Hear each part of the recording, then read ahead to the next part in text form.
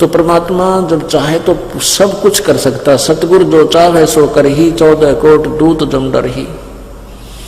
ऊट भूत जम त्रास निवारे और चित्रगुप्त के कागज पाड़े। परमात्मा सब कुछ कर सकता है।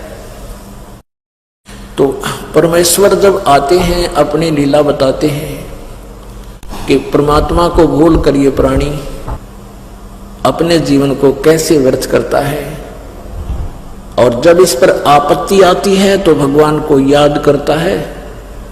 आपत्ति टल जाती है तो फिर गुट्टी ने याद करे, शराब याद करता है, बकवाद याद करता है, कि ताश खेलता है, कहीं सिनेमा में देखता है।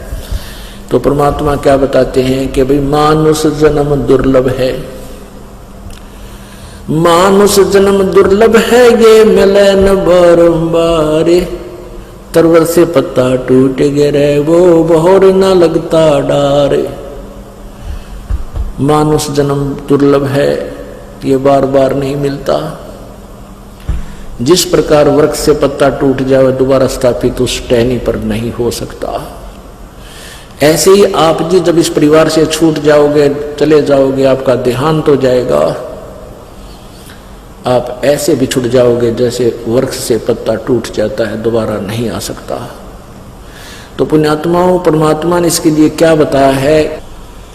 पानी की जल बूंद से साज बनाया जीवे, अंदर बहुत अंदेश था, बाहर भूल गया पीव।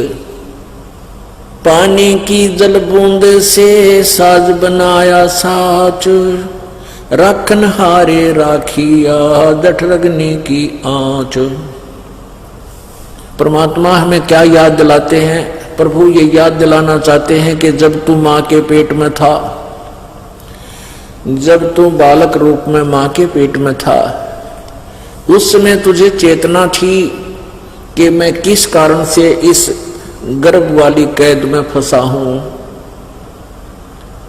और उस समय आप जी को ये भी याद था कि मुझे पहले भी बहुत मानव जीवन मिले हैं। उन मानव जन्मों में मैंने परमात्मा की यथार्थ भक्ति नहीं की, सही संत मुझे मिले नहीं, और जीवन व्यर्थ करके मैं चला गया। फिर किन किन योनियों में किस प्रकार के कष्ट मैंने उठाए। तो उस मां के पेट में भी इसको बहुत पीड़ा होती है। नीचे को सिर होता है, ऊपर को पैर होते हैं। और माता जब खट्टा मीठा खाती है, आहार करती है, नमक खाती है, तो उसका उस कच्चे बच्चे के कच्चे शरीर पर एक ऐसी चुभन होती है जिस कारण से वो मचलता है, पेट में ऐसे घूमता रहता है। वो घूमता इसलिए कि उसके जो दर्द होता, पीड़ा होती, जैसे मच्छर लड़ जाते हैं, तो उसको ऐसे खाज करके या कितना खाट पर रगड़ के जब उसको ठीक, वो खाज ठीक होती है, तो उस दृष्टिकोण से उसके वैसे चुभन होती है, तो उसको चुभन की खाज को ठीक करने के लिए वो ऐसे मचलता है, दिन रात मचलता रहता है। माता सो रही होती है, वो रो रहा होता है और घूम रहा होता है सारी रात, ओड़ा सोड़ा। और साथ में ये भी याद करता है परमात्मा, अब के इस कैद से मुझे बाहर निकाल दो, मैं आपको कभी नहीं भूलूंगा, आपकी भक्ति करूंगा, पेट के लिए थोड़ा जो का कार्य है वो करूंगा, करते हुए भी आपको याद रखूंगा। पीछे मुझसे बहुत भूल बनी, उसको क्षमा करो प्रभु। अब वो धीरे धीरे वो दिन आ जाता है जिस दिन इसकी बंद पेट से छूटती है, बाहर आता है, और बाहर आते ही फिर इसको ये 3 इंजेक्शन लग जाते हैं। रजगुण ब्रह्मा, सतगुण विष्णु, तमगुण शिव जी की अंदर से निकल रही ये शक्ति, ये त्रिगुणमयी माया बनकर, और प्रत्येक नवजात शिशु के पेट से बाहर आते ही उसमें इंजेक्शन से लग जाते हैं, ये अचेत हो जाता है। इसको कुछ याद नहीं तू कौन था, कहां से आया है, ये काल भगवान की व्यवस्था है। तो उसको नए सिरे से पढ़ा जाता है, तो ये तेरा काका है, ये तेरी चाची है, ये तेरा चाचा, ये तेरा मामा, ये तेरी बुआ, ये तेरी माँ, ये तेरा पिता। तो फिर वो नए सिरे से पढ़कर फिर वो फिर उसी रंग में रंग जाता है। अब भगवान भूल जाता है। काल यही चाहता है कि जवान युवा होते शादी हो जाए, शादी होती बच्चे हो जाए, फिर जुड़ जा काल के कोल्लू में, सारी उम्र पेट भरन के धंधे में बर्बाद करके मनुष्य जीवन को और मृत्यु को प्राप्त हो जाए, फिर गधा बन जाए। परमात्मा आते हैं, अपनी प्यारी आत्माओं को समझाते हैं, तुम जिस क्रिया को कर रही है फाइनल नहीं है। इस क्रिया के, इस कर्म के साथ साथ आपने एक आवश्यक कार्य भुला रखा है, परमात्मा की भक्ति का। आप पे आवे हैं, आप पे भगवान की में, आप पे परमात्मा है, और आप ही अपनी भक्ति के लिए अपने से अन्य भगवान बताकर आपको प्रेरित करते हैं। क्या बताते हैं? उस समर्थ की रीझ छुपाई, उस परम पिता, उस समर्थ परमात्मा ने तेरे ऊपर रीझ के यानी प्रसन्न होकर तेरे को मां के पेट से बाहर निकाला, जब तू रो रहा था, तड़प रहा था और वचनबद्ध हो रहा था कि भगवान मैं कसम खाता हूं आपको, आपकी भूल नहीं पड़ेगी, मैं आपकी भक्ति किया करूंगा। अरे फिर बार आते भूल गया। उसके लिए क्या बताते हैं? उस समर्थ की रीझ छुपाई, इब कुल कुटुंब से राता, गर्भ के अंदर वचन भरे थे, कहाँ गई वो बाता। कितने प्यार थे। कहते हैं तो तू ये दिक्कत न बेटा बेटी कार को ठीक भगवान दिखाई ना देता। तो क्या बताते हैं कि उस समर्थ की रीझ छुपाई, जिस परमात्मा ने प्रसन्न होकर तेरे को सकुशल मां के गर्भ से बाहर निकाल दिया, उसको भूल कर तू भी एक दूसरे पर आश्रित हो गया है। मेरा बेटा ऐसा है, मेरा बेटी ऐसी है, इतनी कमाई करती है, फलाना करती है, और भूल गया भगवान को। उस समर्थ की रीझ छुपाई, कुल कुटुंब से राता, रात माने लीन हो गया, कुल कुटुंब में उलझ गया तू, और गर्भ के अंदर वचन भरे थे, कहाँ गई वो बाता। जैसे कोई किसी को अपने प्यारे मित्र, बहन, भाई, सहेली को बताता है ना, अच्छा भूल गया उन बातों ने, देख याद कर ले उस दिन क्या कहा था तू, उस दिन क्या कह रहा था, ये भूल गया। तो यानी उसको वो वस्तु याद दिलाने के लिए, उसको मोल्ड करने के लिए परमात्मा, जैसे वचन कहे जाते हैं, परमात्मा प्रत्येक वाणी का प्रयोग कर रहा है। जैसे अपने आत्मा परमात्मा ने इतनी मोटी वाणी बोल रही, इतना मोटा ग्रंथ बना रखा है, अपनी वाणी बोल बोल के, कबीर सागर, कबीर वाणी, लोको कबीर दो हावली है। और फिर जिन संतों को मालिक ने अपनी चेतना दी, उनको साक्षात्कार कराया, उनके अंदर ज्ञान योग खोल दिया, उन महापुरुषों ने भी से मोटे मोटे ग्रंथ परमात्मा की महिमा के बना रखे हैं। इसलिए बना रखे हैं कि ना जाने कौन सी वाणी किसका चुभ जा और उसका जीवन बदल जावे, वो निकल जा काल के जालते हैं। जैसे कुएं में बाल्टी गिर जाती है, कुएं में बाल्टी डोल गिर जाता है जो पानी निकालने वाला होता है, तो उस बाल्टी को निकालने के लिए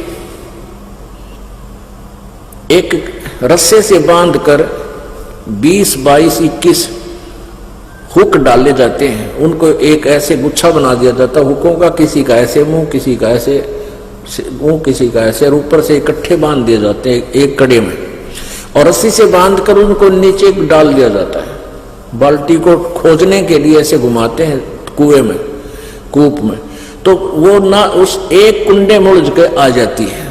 इसलिए ज्यादा डाले जाते हैं कि ना जाने कौन से कुंडे में उलझ जाओ, कौन से हुक में सूत बैठ जाए, वो निकला हुआ बाहर। तो ये वाणी रूपी परमात्मा ने ये कुंडे यानी हुक डाल रखे हैं, ये बोल रखी है, ना जाने किस प्यारी आत्मा के कौन सी वाणी चुभ जा और निकला दलदल से बैठ जा, सत्संग में आकर भक्ति करे अपनी। अब माँ से के पेट से आने के बाद ये नए सिरे से इसको पढ़ाते हुए परमात्मा बताते हैं, पानी की जल बूंद से साज बनाया साची, रखण हारे राखिया तू जठरग्नि की आंचे। माँ के पेट में, गर्भ में, जहाँ हमारी पाचन क्रिया का सिस्टम है उसको जठराग्नि बोलते हैं, वहाँ बहुत जबरदस्त हीट है। अब परमात्मा की व्यवस्था बहुत जबरदस्त है और पुण्यात्मा ही इसको समझ सकती है। जहाँ पर भोजन हम जैसे रोटी आटा हमने जैसा भी पक्का कच्चा कर लिया, कई कच्ची सब्जियां भी खाते हैं, फल भी खाते हैं, और रोटी भी कच्ची पक्की ही होती है। इनको हम खाते हैं तो अंदर जा करके इनको दोबारा गर्म करता है, अंदर परमात्मा का एक सिस्टम है। और उनको इतना गर्म कर देता है कि उनको नए सिरे तो अलग अलग अंश बनाए जाते हैं। तो कहते हैं उसी जहां तो तेरा एक चीकला सा बन रहा था शरीर का मां के पेट में गर्भ में, और वहीं पर इतनी भयंकर आंच थी, तेरा जरा सी लग जा तो सारा खत्म हो जाए। अब कहने का भाव परमात्मा का ये है कि जिस भगवान ने मां के पेट में भी तेरी रक्षा की और मां के गर्भ में तुझे आहार पहुंचाया, क्या आज वो तेरे प्रति सचेत नहीं है?